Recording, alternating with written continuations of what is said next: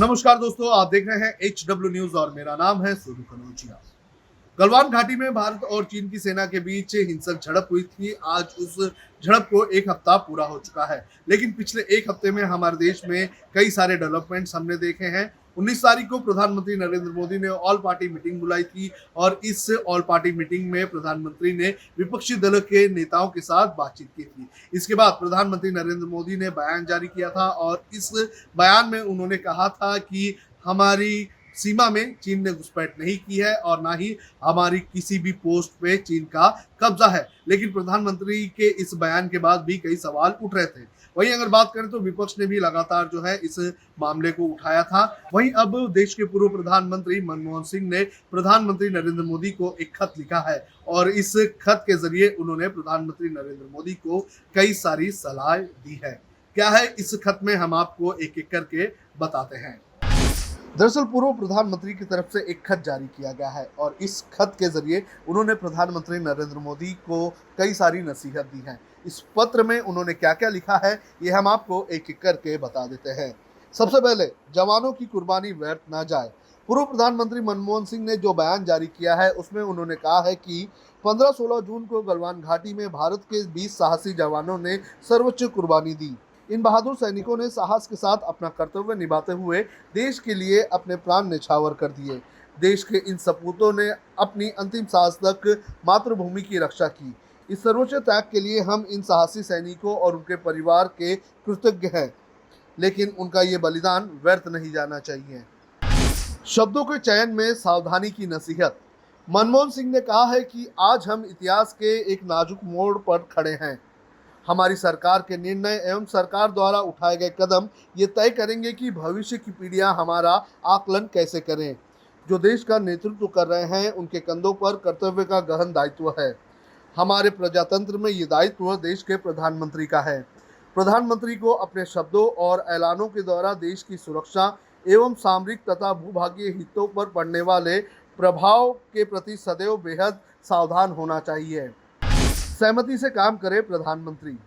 पूर्व प्रधानमंत्री ने कहा है कि चीन ने अप्रैल 2020 से लेकर आज तक भारतीय सीमा में गलवान घाटी और पेंगोंग त्सो लेक में अनेक बार जबरन घुसपैठ की है। हम ना तो उनकी धमकियों एवं दबाव के सामने झुकेंगे और ना ही अपनी अखंडता के साथ कोई भी समझौता स्वीकार करेंगे।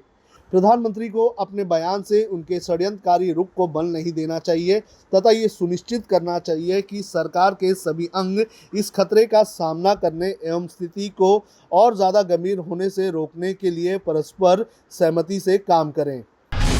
चीन के खिलाफ एकजुट होने का समय आ गया है। पूर्व पीएम ने कहा है कि ये समय एकजुट होने का है। उन्होंने कहा कि यही समय है जब पूरे राष्ट्र को एकजुट होना होगा और संगठित होकर चीन के दुस्साहसों का जवाब देना होगा।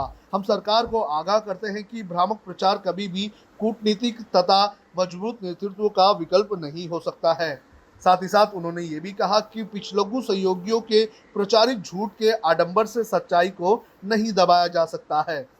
चुनौतियों का सामना करने का वक्त आ गया है। मनमोहन सिंह ने पीएम मोदी को चुनौतियों का सामना करने के लिए कहा है।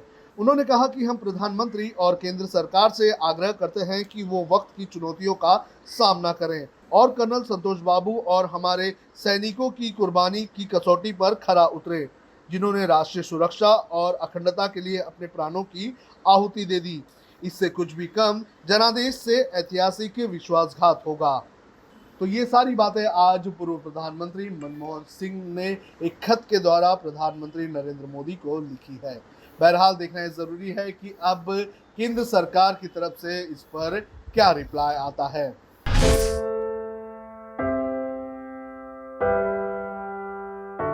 हमारे घरों में भी बच्चे होते हैं जो हमसे प्यार दुलार की आस करते हैं।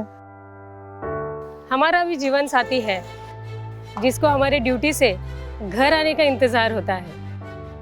हमारे घर में भी एक बूढ़ी माँ है जिनके लिए आज भी हम ही आंखों के तारे हैं। लेकिन हम हमारे घरों में नहीं हैं। आपकी सुरक्षा में कोई कसर न रहे, इसलिए हम अपने प्रियजनों से दूर हैं।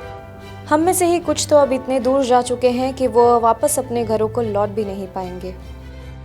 हमें गर्व है कि हमारे कंधों पे मुंबई शहर के नागरिकों की सुरक्षा की जिम्मेदारी है। हमारे जज्बे और बलिदान को व्यर्थ न जाने दे। इस संकट के समय में आप घर पे रहे, सुरक्षित रहे।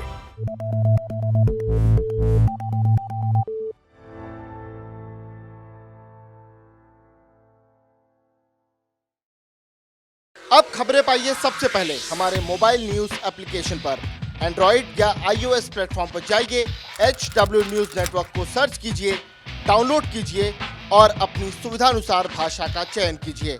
खबरों की भीड़ में अपने काम की खबर पाते रहिए। अगर आपको हमारा ये वीडियो पसंद आया है तो आप इसे शेयर करें, फेसबुक पर हमारे पेज को लाइक करें, ट्विटर पर हमें फॉलो करें, यूट्यूब पर ज़रूर सब्सक्राइब करें ताकि आपको हमारे हर खबर की अपडेट मिलती रहे।